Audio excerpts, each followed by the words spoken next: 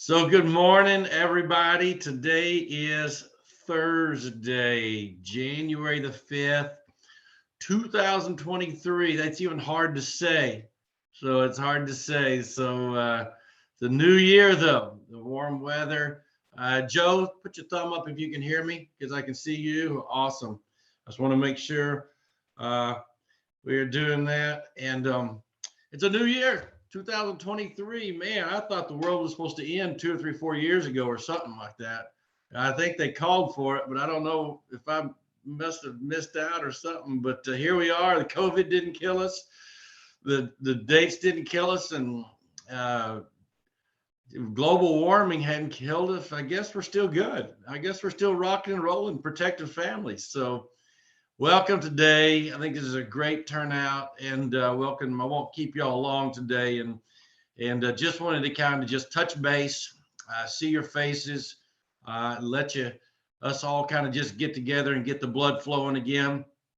Now that we've got our New Year's resolutions, and I think everybody's is to slow down on eating or habits or save money, or I don't know. Everybody's got the same ones for January, I think, and then we hopefully will keep them for some more months. But so today I just wanted to kind of talk out loud and share a few thoughts that I had, and not just about the company and not about final expense, because as y'all well know, you've seen plenty of my emails and plenty of my stuff that on Wednesdays I do new agent trainings, and then y'all probably know I've got websites and I've got YouTube channels and things that hopefully.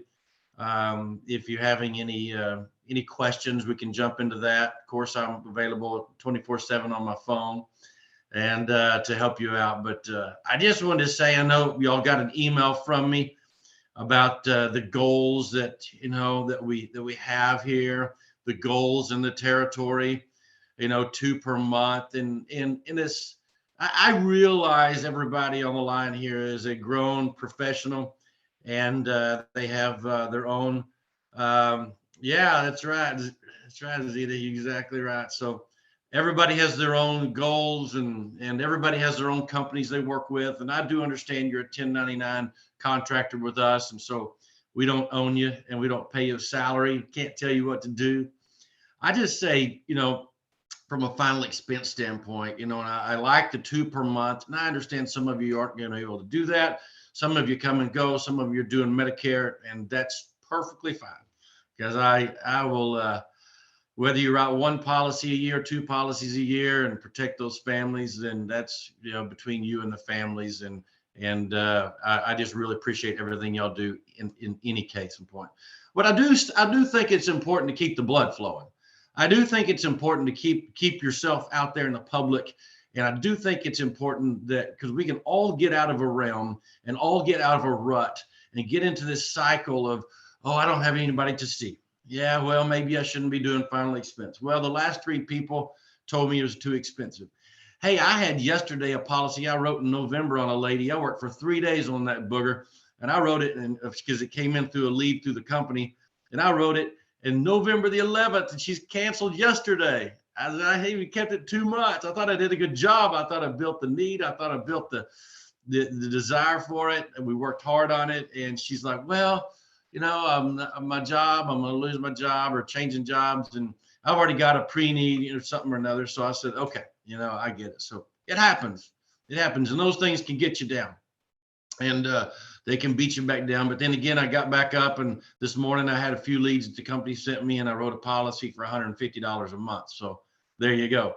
You just got to keep after it. You got to keep after it. But one thing I just want to talk about this morning a little bit, and I think you saw on my the title, is 5 people a day. And I want to just kind of keep 5 people a day, in the thought process for this. And I found a few things I want to show everybody, which I think are very, very neat and very important.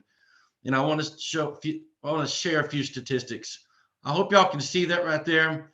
And it's a little bit blurry, but I'm going to read this out loud. And I think this is optimistic going into the new year. And I think we've got to keep this in mind. We've got to work harder than ever. Let me switch back over here. Can y'all see this right here? Joe, give me a thumbs up if you saw that attachment. I took it away, but I'm about to put it back up. All right. So see if y'all can see this. I tell you what I'm going to do. I'm going to have a volunteer. Would anybody mind unmuting themselves for a second? I know we've got several people on the line here. Can somebody unmute themselves for a second? Daryl, you there? Can you hear me? I can barely hear you, Daryl. I can hear you, Keelan. All right. So Daryl, I don't know. This is very interesting. I found it. I've had it for a while, and I just want somebody other than myself to read it. Would you mind reading those things on the screen right there for me? I'm happy to do it. 48% of salespeople will never follow up with a prospect. 25% of salespeople make a second contact and stop. 12% of salespeople only make 3 contacts and stop. Only 10% of salespeople make more than 3 contacts. 2% of sales are made on the first contact. 3% of sales are made on the second contact. 5% of sales are made on the third contact. 10% of sales are made on the fourth contact. 80% of sales are made on the 5th to the 12th contact. Wow. Now, Daryl, you've been in business and in sales for a while, you know, and you want to introduce yourself, you can. But what do you think is true or not true about this? What do you think about these statistics? Well, I think it's spot on. You know, we're in a business where we all generate leads in a different form or fashion. If you're on a direct mail campaign and you have a standing order, you're getting leads thrown at you every week. And I think that some of us, we get so caught up in the quantity of leads when maybe we just need to take a look at the quality of the lead. And so not everybody's going to be a first time close, right? And so we tend to write that lead off when we should be nurturing the lead. So I completely agree with these statistics. I think they're right in there. And when you look at marketing 101 and any marketing classes or advertising classes that are out there, we look at these numbers right here, and it is truth to say that people buying habits, you know, people have to see, touch, taste, or have something in front of them 7 times before they end up making a decision. You know, the power of 7 and the number of 7.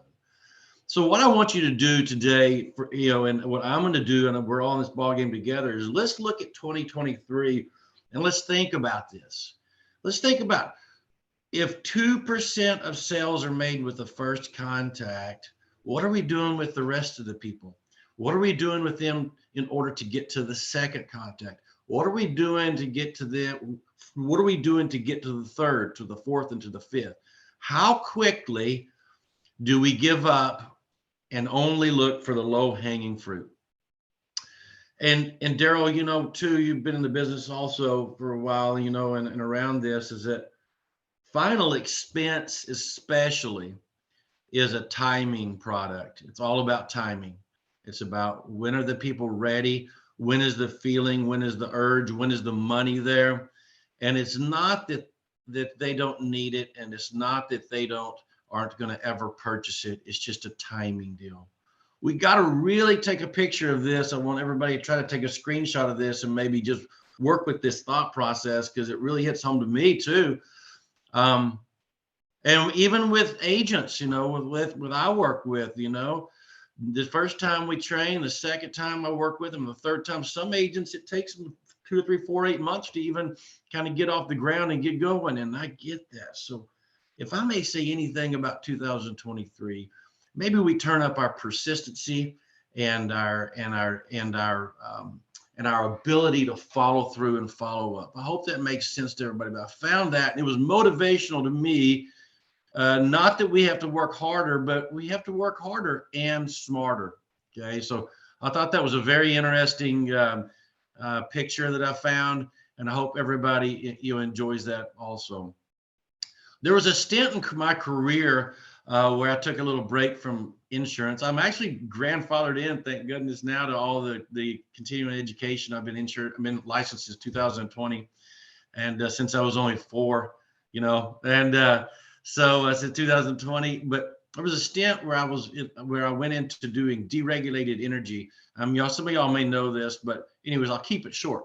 I was going business to business in Central Texas, working with people with their TXU contracts. And when the deregulated market came about, where you got the power to choose who you wanted, it became an opportunity for people to lower their bill, get a new rate, and lock that thing in. So it was just a business to business sales. And so my approach is, were when I first started, I said, I got to get out and see 10 or 15 businesses today and see who's ready to change, see whose contract is up, see whose policy, see who I can help today, because I got to get to all these people as quickly as possible. I got to get to all 10 or 15. I got to get to 1,500 people, all these businesses, and I got to see them quickly because I got to get to them before somebody else gets to them. Hurry, hurry, hurry. I got to find a low-hanging fruit. I got to find the ones that I can make the sale, because that's what I was looking for. And I did, and I found some. And I would pick out 15 different businesses or a town in Central Texas that was deregulated every day, and I'd go knock on 15 businesses. And my job was to get past the gatekeeper, get to the decision maker, and get a bill in my hand and go, what are you paying per kilowatt hour? And I can beat that, and let's rock and roll, saving them money. So the struggle was just getting through the gatekeeper. So which, business to business or even business to consumer, B2C is the same deal, the same type of situation. So I worked that area for a couple of months. One day, not even one day, it was only about a month later, I got to thinking, who did I go in and see? Somebody told me last week that they were ready to change to come back and see them.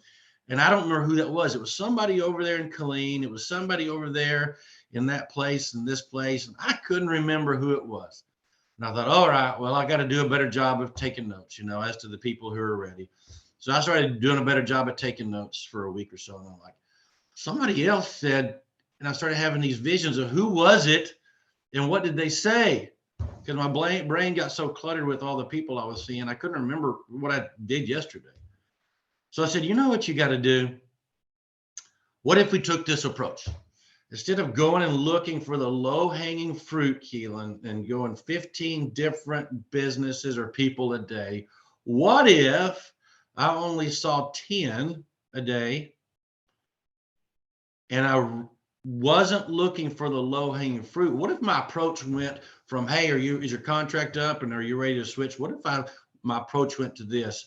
Hey, Terry, you may not be aware, this is the deregulated market. You got the power to choose. I don't know when your contract comes to fruition. So I don't know when your contract comes to fruition. I'm going to mute you, Terry. You got background noise, okay? So when your contract comes to closure, but I want to be there when it does. Can you just tell me when your contract comes up for renewal, and I'll come back on that day and see you? Sure, Keelan.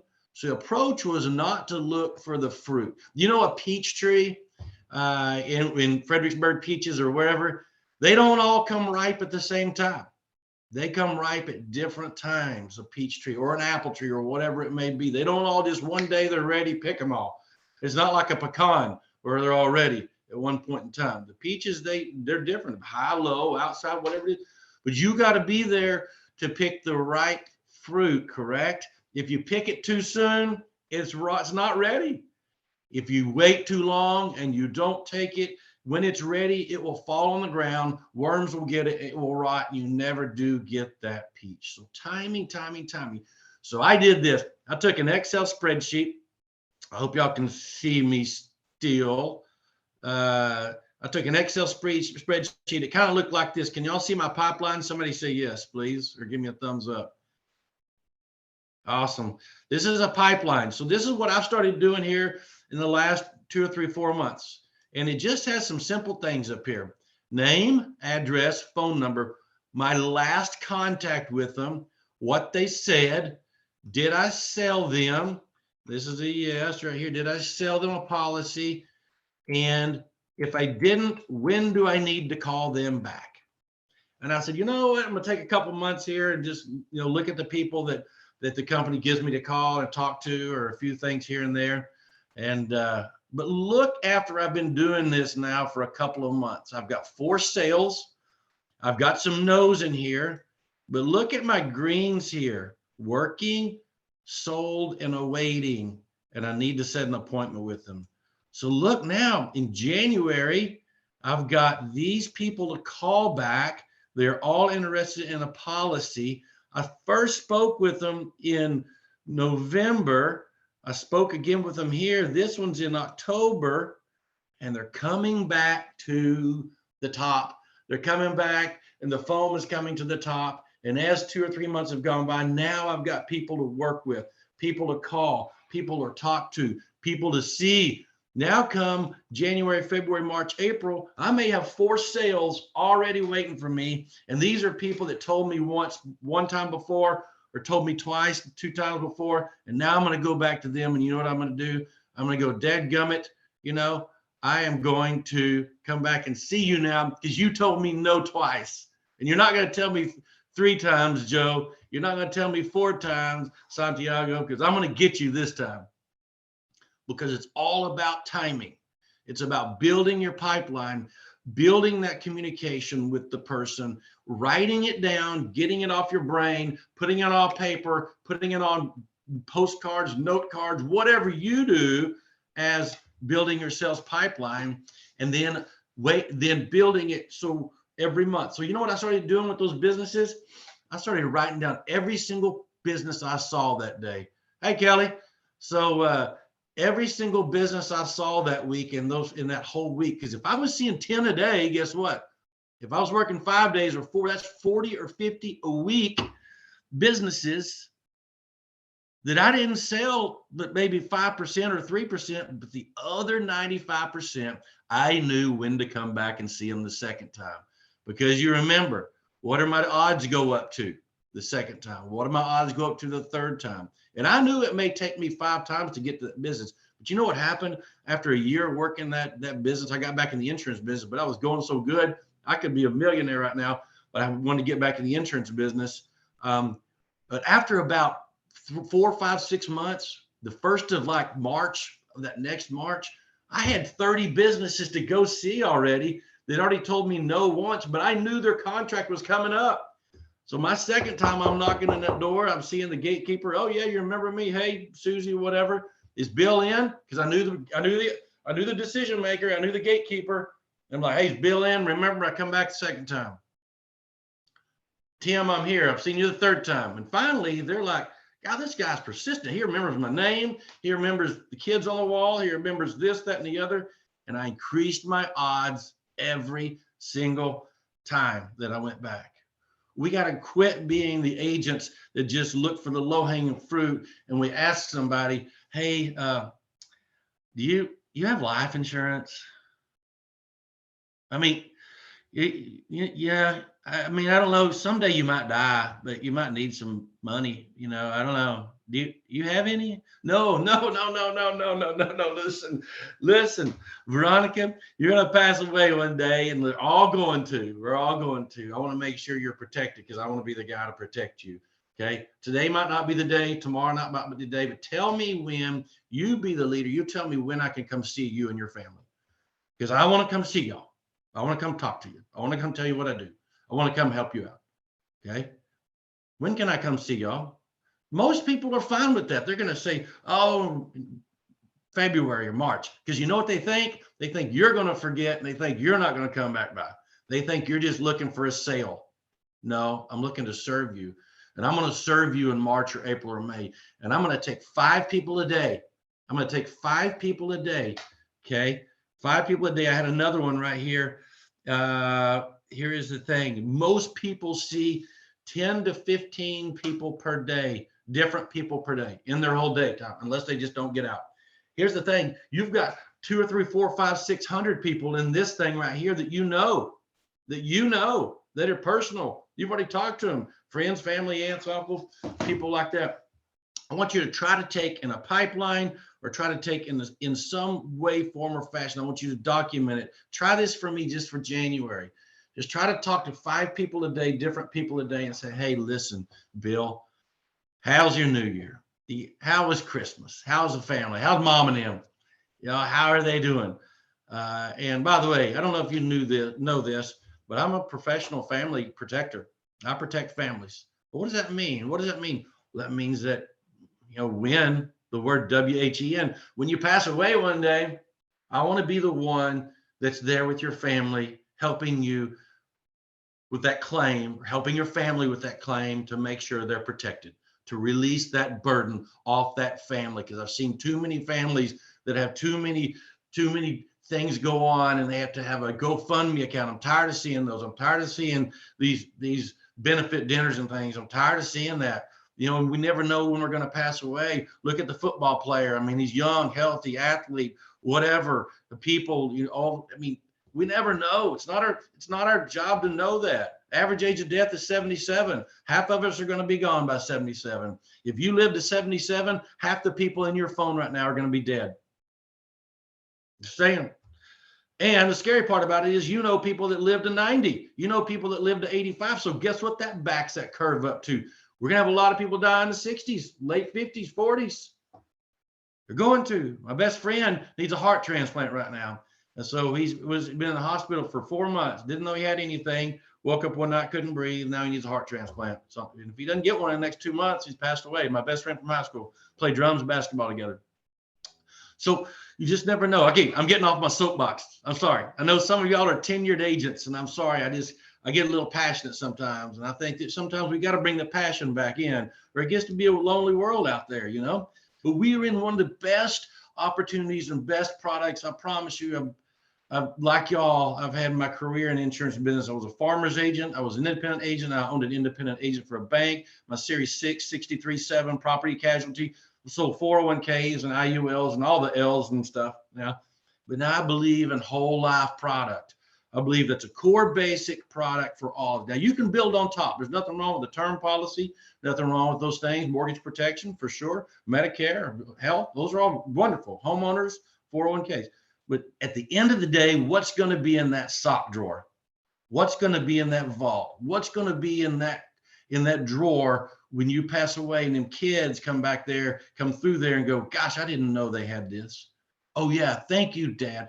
There was an agent that told me the other day, he said, your family is going to remember you for what you've done for them and what you did for them. I mean, of course they're going to remember you, but they're also going to remember what you didn't do for them. And they're going to remember the last thing you didn't do for them. And they're going to remember that day when they have to go cut that check at the funeral home or the hospital or wherever, and it's going to cost them a $15,000 bill, and you have to sit with your brother or sister and go, why in the heck, Mom and Dad had it? They had lots of stuff. Why didn't they have a policy? Why did they not care enough to write this? Why did they leave the burden to us? I mean, I don't think any of us are that dry, but in the back of your mind, you're going to be like, that was easy for them to do that. Why did they not do that? Okay, so let's do a little memory jogger here. I like these things. I hope I'm sharing my screen. Sometimes it goes off, sometimes it doesn't. So I hope y'all can see this. These are fun little things. Memory jogger. Who do you know?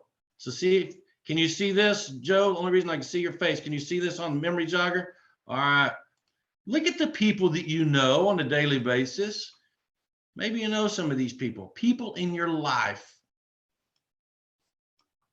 Hairdresser, doctor. Oh yeah, mailman. Yeah, if they still have mail. Dietitian, barber, aunts, uncles, cousins, grandparents. Who do you know is a golf pro? Who do you know is a flight attendant, baseball, chiropractor, bank, fire chief?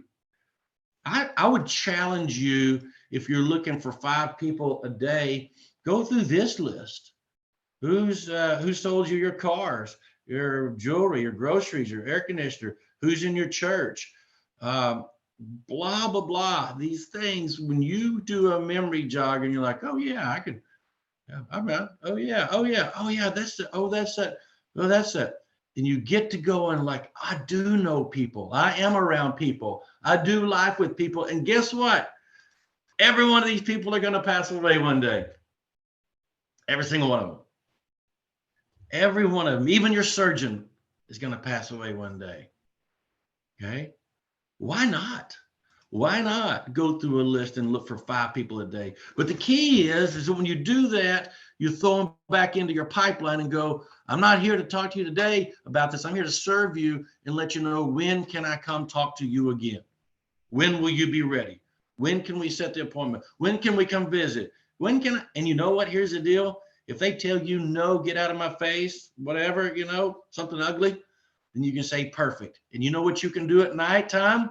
You can turn that light off and you can lay your dadgum head on a pillow and know that you at least asked them.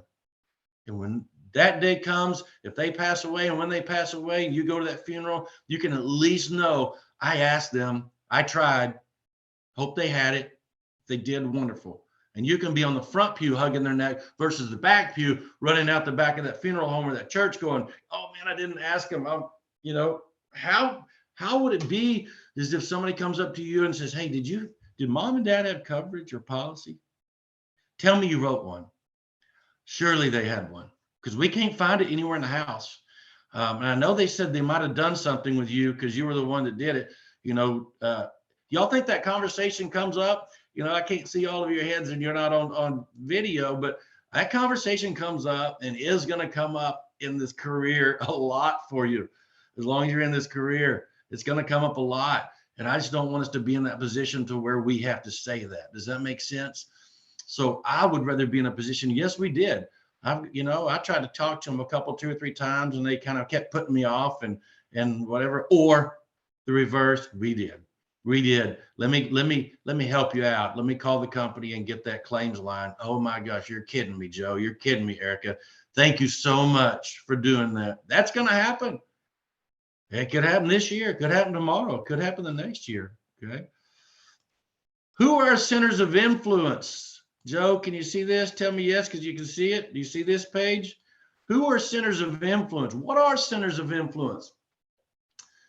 Centers of influence are people that talk about you, that know you, that help you, that can lead you to opportunity. Do you know these people in your town, in your community? Because if you don't, it may be good to know them and tell them, I protect families. Accountants, these people talk to people all the time. They know their financial needs. They know they need coverage. They know they need protecting. I mean, does the accountants in your town know that you're the family protector? Do they have your business cards? Do they know they can call you and go, hey, we need to put a good whole life policy that gains cash value in the hands of me, mom, papa? That way it's taken care of. Do they know you do that? Or when people are there at the accountant's office and they go, hey, who do you know that can put us a final expense policy together? And they go, well, I think they do it online. Just call that 1-800 number, 1-800 final expense, or that one. And they're your neighbors. They should be doing that business with you. Attorneys have a lot of knowledge and expertise in these areas and can be a great referral source. Who do you know it's an attorney? You can go to them, dress up one day and walk in their office and go, hey, I'm here to help you out and I'll help you out. Listen, I'll scratch your back too. I know some people that may need an attorney. I'll send them over here. Tell me what you do. Let me buy you a cup of coffee and I'll tell you what we do. Okay. Because attorneys aren't life insurance life. They do attorney stuff. They sue people, but I think they protect people. Financial planners, they know financial goals. Look at these services. Agents can build relationships with them. Bankers, what a good one. Chamber of Commerce, they have people in their organization. In conclusion, I'm going to read this out loud. Centers of influence are a valuable resource for insurance agents looking to acquire new clients. By building relationships with these individuals and providing valuable information so insurance agencies can referral and grow their client base. Okay. So 5 people a day and find you a center of influence. Build your centers of influence. It doesn't take anything but a cup of coffee or a handshake. It doesn't cost anything, just a little time to go build these. But hey, we've got to have people in place to market for us when we're not around. These people have to be, the household names need to be Zeta, Joe, Mike, Daryl, Stephen, Jeremy, Mariana, Gilbert, Kelly, Tony, Lily, Santiago, Erica, Veronica, and who else is on the phone? That needs to be household names to where they go, oh yeah, they're the professionals. They do this. Okay, they can help you out. They can definitely help you out. Okay. So I just wanted to bring that up today, and because I think it's a very important thing that we're doing, because I get real passionate about it, And I think if we can take baby bites at it, baby bites, just small little opportunities, and not only let's take the opportunity to talk to 5 people and say, hey, I'm here to protect you in 2023. I know I hadn't been around, I know I've been busy with Medicare, I've been busy with this, but I want to protect your family. And if we can't protect you, your aunts, your uncles, your nieces, because I want clients just like you. You're my people, and I don't want another day to go by without telling you what I do, how I can help you, and provide my service to you. Okay, we're service oriented. We are service oriented. We're not sales oriented anymore. Now, you do have to do some job of selling when you get in a situation to where it's a price objection or a no need objection or all those regular sales skill cycles. But we've got to start with that approach. And if you take a softer approach and get back instead of going, hey, you need life insurance. Hey, you need protection. Hey, you got your life insurance. If you no. It's like, hey, listen, I'm here.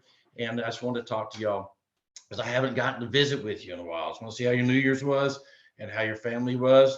And I don't want another day to go by that I don't tell you what I do, what we can do, and try to help you protect your family, whether they're 0 or 90, And a lot of times as we get older and we get, we've got mom and dad are getting older, then we are the ones that are breaking out this. We're the ones with this.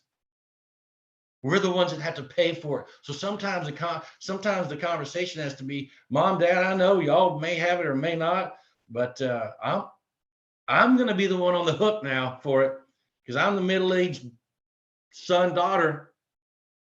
When you're young, you're not responsible for it. When you're old, you already got the assets and you don't really care that much. Sometimes you do. Well, I hope our clients do. But we're the ones in the end, they're going to have to collect that money and come up with that money to take care of the funeral and to take care of all the needs and things. So I just wanted to bring that to your attention today. It's near and dear to my heart. I think, in 2023, let's be passionate about this.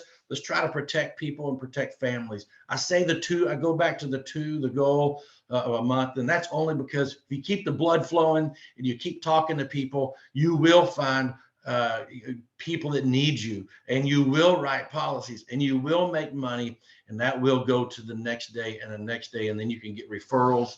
You can be that person, and you can be the one that is the family protector known in your area as that person. Who are you? Are you branded? What do other people say about you? Are you just somebody that just sells stuff? Or are you the family protector that can go in and go, this is what we do, and we're not going to have a plan for you? Okay, so I'm a little bit passionate today, so that's okay. 2023, I hope everybody kind of gets pumped up. Let's do 5 a day. Try 5 a day. If you can't do 4, do 3 and record it. Try to write down what they say. Try to get you a notepad. Go to Home Depot or whatever. Find the one you like.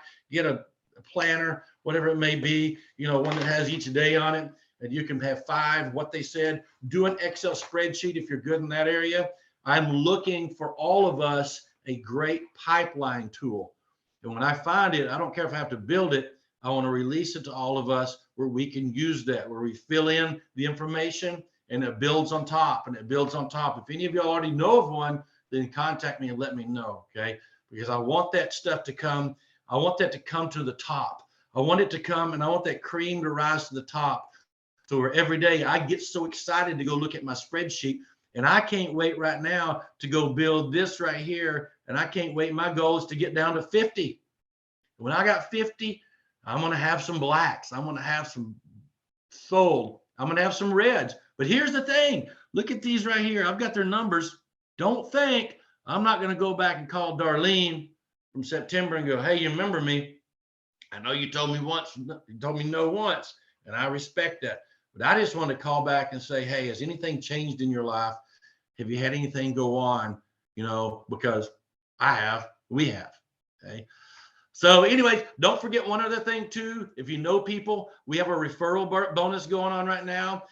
Bring in another agent and you can earn lead credit. You can earn cash bonuses for bringing in another agent and working with another agent. We're just looking for people to protect families. We want people to protect lives, and then we want them to be successful in doing it to whatever success is, whether it's 1 policy every month or 38 policies per month or whatever it is, whatever your success level is. That's what I want to be here to do. So anyways, thank you for letting me rattle on today. I'm excited about 2023. The COVID's over, the weather's warm. We're into a new year, and people need us more than ever. Okay. And I need you too to protect families, because it's not about what any of us make. It's not about how successful we are. It's about that one family, that next family, that individual family, that kid that thought mom didn't have something, that mom that has protection for the kids when that day comes. Okay. So thank y'all for joining on today and being here on Thursday. Again, this will be recorded. I do have a YouTube channel, so all of my recordings are on YouTube. So you can go actually to my YouTube channel and find me. It is on right here. It's right here on the Final Expense Tools. Remember, finalexpenselife.us up here, finalexpenselife.us. This is your toolbox, and you go to weekly recorded trainings here. Some of them are for new agents. Some of them are the ones like today will go up and you can watch it again or see it again. So subscribe to there. There's plenty of information there about me rattling on and going on. So all the way from Georgetown, Texas, north of Austin. I love all y'all. Thank you for what you do for us. And as I say in Texas, adios.